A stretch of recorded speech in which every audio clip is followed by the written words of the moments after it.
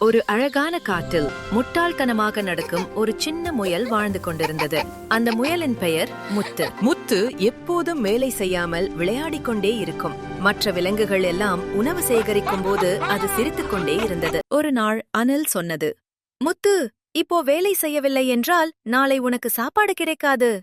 முத்து சிரித்தது, அதெல்லாம் தேவையில்லை, நாளை பார்த்துக்கலாம். சில நாட்கள் கழித்து காட்டில் மிகவும் பெரிய மழை வந்தது. அனைத்து விலங்குகளும் முன்பே சேகரித்த உணவை சாப்பிட்டார்கள். ஆனால் முத்துவிடம் ஒன்றுமில்லை. அது மிகவும் பசியுடன் அழுதது.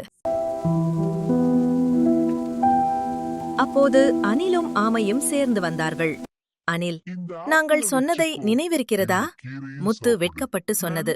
முத்து, மன்னிக்கவும், இனிமேல் நான் சோம்பேறியாக இருக்க மாட்டேன். அந்த நாளிலிருந்து முத்து தினமும் உழைத்து உணவு சேகரிக்க ஆரம்பித்தது.